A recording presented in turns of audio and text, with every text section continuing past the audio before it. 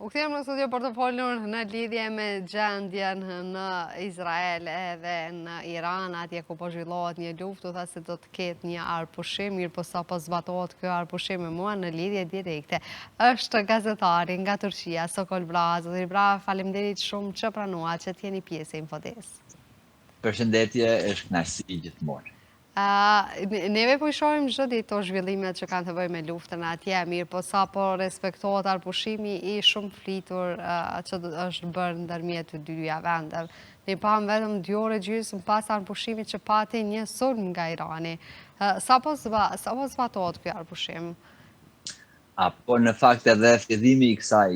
lufte, po edhe arpushimi i kësaj lufte, me të vërtetë që le për të dëshiruar dhe është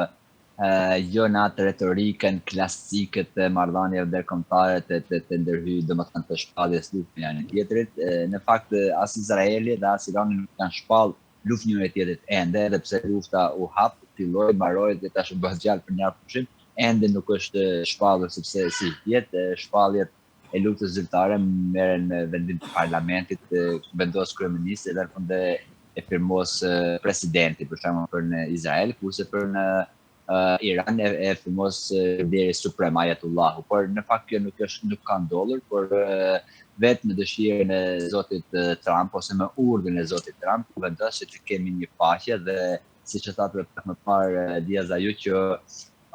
Irani e ka sulmuar për shembull, por Irani këtë ka mohuar dhe do të kuptohet mirë më kanë vetë gjendja aktuale sepse në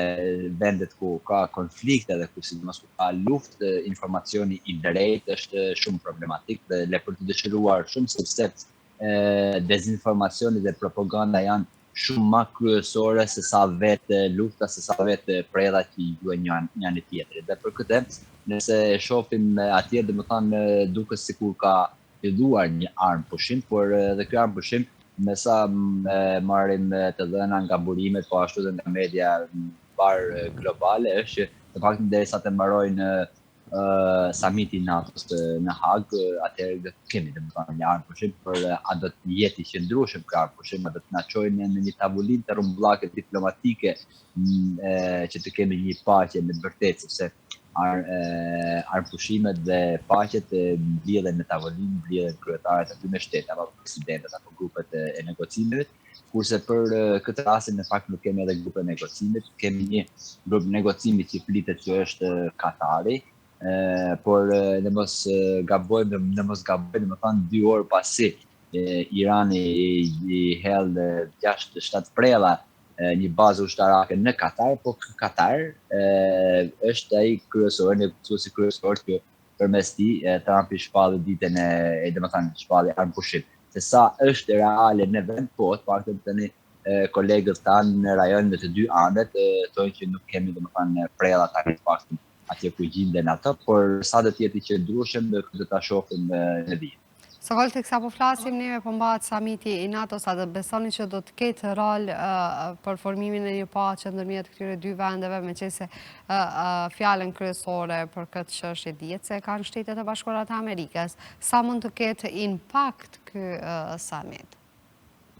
Tashmë me pa atje të gjithë liderët që janë mbledhur atje, qoftë edhe zoti Rama, por zoti Erdogan, domethënë këtë që i njohim nga fakti nuk i njoh të dy. Çdo kush ka agjendën e vet, çdo kush ka portofolin e vet dhe ka çmërit apo vetë dëshirat apo vetë kërkesat e tyre, por kjo do të parë në fakt edhe në mesazhet që zoti Trump i shpalli domethënë në mediat e tij sociale, për ato mesazhe që i ka nisë sekretari i përgjithshëm i NATO zoti Rutte, dhe kjo tregon domethënë krejt haptas që në të vërtetë samitet e tilla janë totalisht të udhëhequra nga Amerika dhe pika e parë e Amerikës në fakt në këtë samit nuk është as pak as çështja Iranit, as çështja e Ukrainës, por në fakt është ajo që të rritet 5% GDP-ja e çdo shtetit anëtare të NATO-s, ku të heqin barrën që tashmë që për 70 e sa vite Amerika paguan mbi 1 trilion dollar në vit për mbrojtjen e NATO-s, që automatikisht në bërën edhe në Europën dhe antarët e sajt, por tashmë duket sikur në atë barrën e madhe të asaj do t'ja marrim domethënë edhe ne pak dhe në fjalimin e hapjes së tij kryeministri holandez po ashtu edhe sekretari i NATO-s tha që po do të rritet kjo GDP-a, kurse kryeministri holandez tha që po tashmë edhe Europa do të jetë në përputhshmëri me kërkesat e Amerikës, sepse ka të drejtë, plus kësaj edhe ne si Europë, domethënë jo vetëm si bashkimi evropian, por si Europë, si kontinent evropian, ku këtu futet edhe Norvegjinë, edhe Turqinë, edhe Anglinë, do të rrisim edhe më shumë buxhetet për mbrojtjen. Pra, domethënë që gjithë Europa, kontinenti evropian, do të vazhdojnë biles këtë verë, do të bëjnë kontrata shumë të mëdha me parë marramendse miliarda euro në kompanitë amerikane për mbrojtje sistemesh kundra Rusisë apo kundra të tjerëve, domethënë. Dhe kjo tregon edhe vetë qartësisht se Trumpi vizitën e parë të tij jashtë shtetit zyrtar të bërë në vendet arabe ku mori 3.2 trilion dollari të që i qojnë në Amerikë. Po ashtu edhe ardhi aty në Europë, tregon që me vërtet nuk do kthehet me xhepa bosh, sepse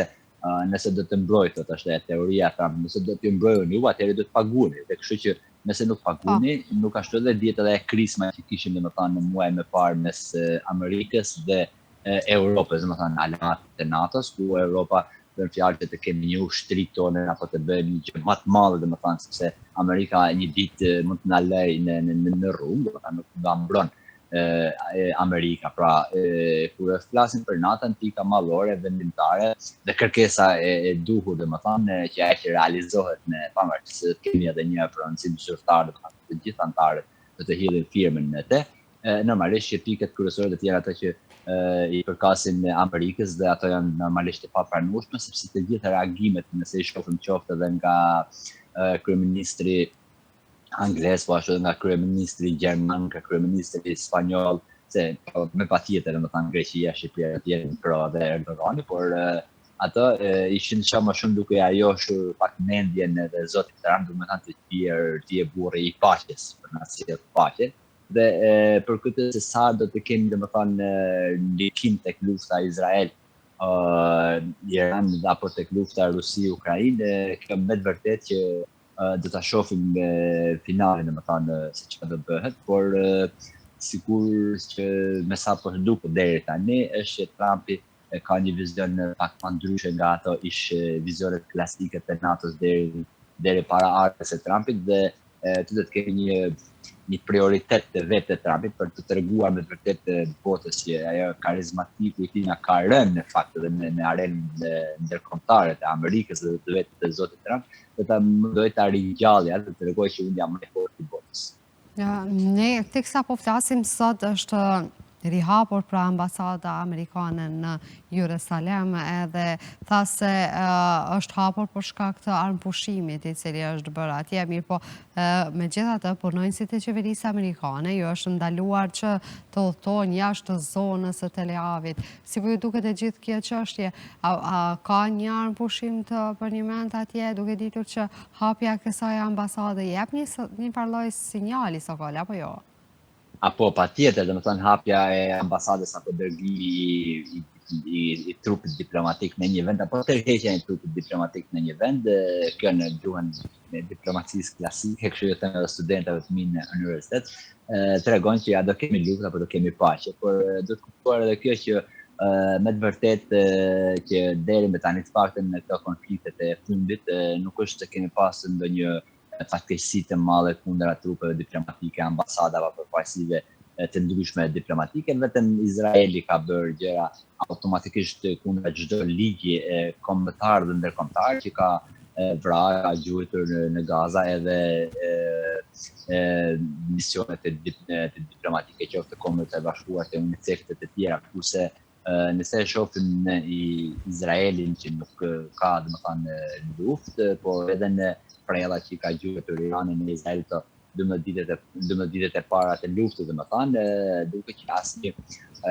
vend diplomatik apo asnjë vend që i përket një vendi që është me titull diplomatik nuk është qelluar, por automatikisht edhe tashmë dërgimi i tyre ose hapja e konsulatës dhe ambasadës Amerikës në atje tregon që jemi në rrugë për një paqe, për një armëpushim në radhë të parë, jemi në rrugë, por përsëri nuk besoj që mund të jetë finale që po jemi të sigurt për një armëpushim apo për një paqe, sepse është edhe vetë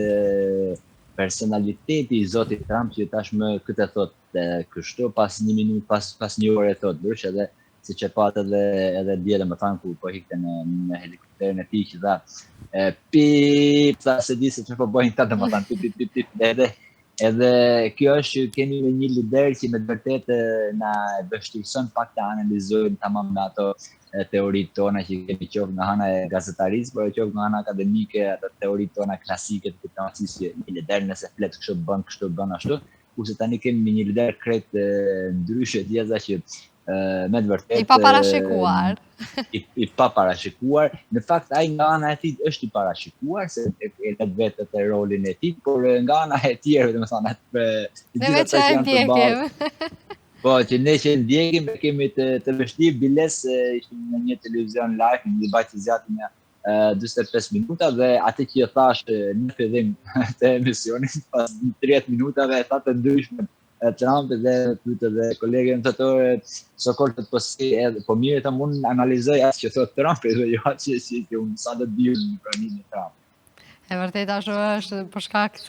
të natyrës së Trump çdo herë priten ndryshime shumë të shpejta, qoftë edhe për vendimet që ai merr. Sokol, unë falenderoj shumë që gjete kohë që t'jesh pjesë e Infodesë. Dhe ndajmë të gjitha këto informacionet që kanë të bëjnë me luftrat në përballë, duke ditur se ju jeni njohës edhe i ndjekni vazhdimisht këto çështje që kanë të bëjnë me ngjarjet në përballë. Ishte kënaqësi edhe unë ju uroj një ditë të mbarë. Patëm në lidhje direkte gazetarin nga Turqia Sokol Vlahaj, i cili na njoftoi në detajet se çka po ndodh pra ndërmjet luftës atje Iran-Izrael. Mirë po, ne do kthehemi pas pak me mysafirin e radhës.